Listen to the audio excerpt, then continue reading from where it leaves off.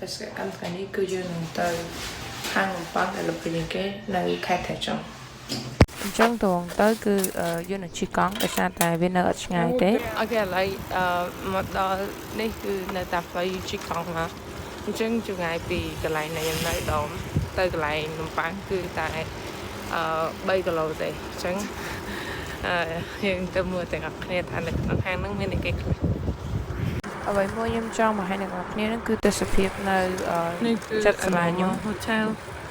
signature na thay chọn nơi job nó cứ xưng sẽ cái chia department store anh ấy cứ chỉ disappear nơi tại sao tại picture ở vậy để cái scorpio cat này chúng ta thể cho nó we are also chỉ mình là bỏ ai để thử mưa chờ này chẳng là vậy nhưng mà hai này cứ chỉ picture cứ chỉ còn lại tại some core part cat này hai nước cứ chỉ expo bridge tại chỉ spinประจำ cat thể chọn tại cái mình expoกับพี่มันชนะมุนซึ่งcái mình expo nữa hay có cái mình expo park này tại mà là cái sự cứ sẽ ắt một trận mình kê rất là tam phơi che hay chỉ còn rất là cool hay là yên chút đó lấy hay mong đọc phải của mình đi what is cool describe your favorite part of Daejeon Love Samsung Samsung the bakery with the Michelin star. Exquisite pastry. Recommended. And also the RGB bridge. and it's Expo Bridge. Ah, the bird! I don't want to kill the bird.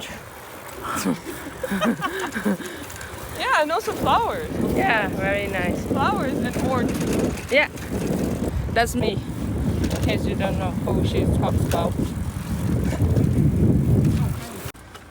ឥឡូវយើងបានមកដល់ខាងលើថ្នល់ហើយពេលយើងជិះហ្នឹងគឺយើងជិះនៅខាងក្រោមណាហើយថ្ងៃនេះ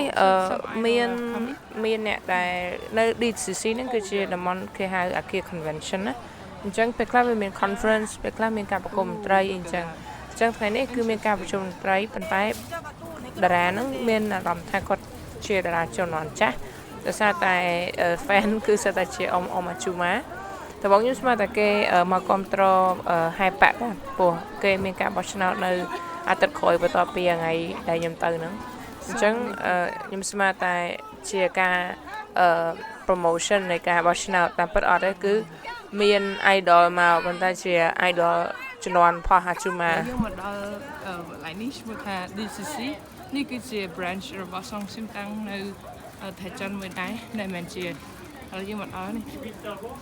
សងស៊ីមតាំង អ្នកទាំងអស់គ្នានឹងដឹងថាហេតុអីបានជាកន្លែងនេះល្បីខ្លាំងខ្ញុំថាថ្ងៃហ្នឹងអត់សូវមានមនុស្សទេប៉ុន្តែឃើញមានតម្រង់ជួរ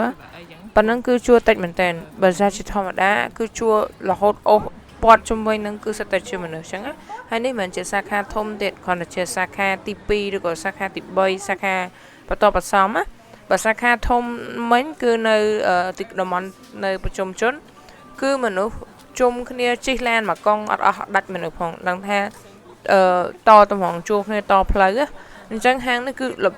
ហាងនំប៉័ងនេះគឺល្បីខ្លាំងមែនតើមិនមែនថាតែជាល្បីប្រចាំខេត្តប្រទេសកូរ៉េខេត្តនេះទេគឺប្រចាំប្រទេសកូរ៉េទាំងមូលតែម្ដងនេះគឺឈ្មោះថាសងស៊ីមតាំងហ្នឹងហើយអញ្ចឹងអ្នកដែលមកខេត្តថៃចនសូម complete Oh maybe I should take this ទិញសាក់ទិញហ្នឹងគេមាននៅ KTX ដែរនៅ KTX ប្រចាំខេត្តថៃចនហ្នឹងអ្នកខ្លះគឺគាត់ឈប់ KTX ហ្នឹងគឺដើម្បីទិញនំប៉័ងហ្នឹងហ្មងអញ្ចឹងឯងបានអ្នកខ្លះគាត់ទិញហើយគាត់មានថតរូបផងមានអីផងអញ្ចឹងហើយត្រូវកំងត្រូវអីបើសិនជាយើងត្រូវការទុកមុនអញ្ចឹងហើយក៏មានទាំងហាងនំប៉័ងក៏ដូចជាហាងកាហ្វេជាមួយនឹងហាងខាង pastry មាន cake មានអីដែរអញ្ចឹងតិចខ្ញុំនឹងបង្ហាញអ្នកទាំងគ្នាទាំងអស់ហើយបើសិនជាកលេចមើលកន្លែងកាត់លុយវិញគឺមួយជួរហ្នឹងគឺសុទ្ធតែកាត់លុយតម្រង់ជួរគ្នាហើយតម្រង់ចេញតម្រង់ចូលទៅកន្លែងហ្នឹងគឺអត់ដែរស្ងាត់ទេ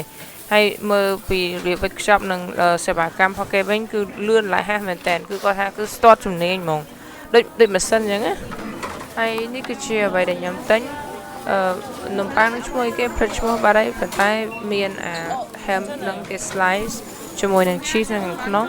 ហើយនឹងមួយទៀតហ្នឹងគឺ tuna សាច់ថៃ tuna ហ្នឹងក្នុងនំប៉័ងប៉ោះហើយ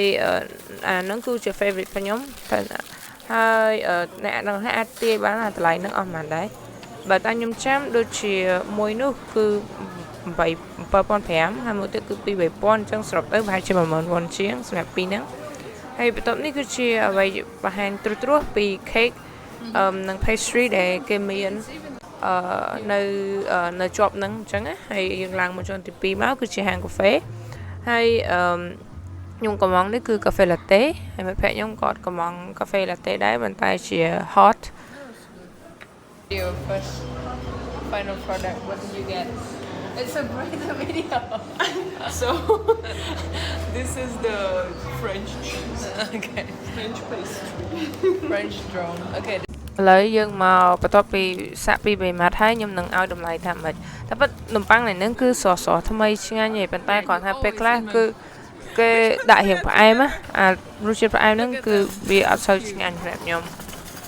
ហើយបើនិយាយពីបុគ្គលិកវិញគឺអូសអីវ៉ាន់ទៅការក៏ឃើញរវល់អូសអីវ៉ាន់ដែរ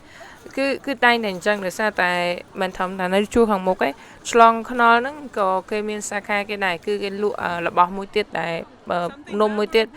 ដែលប្រចាំតែខេត្តតែហាងគេអញ្ចឹងណា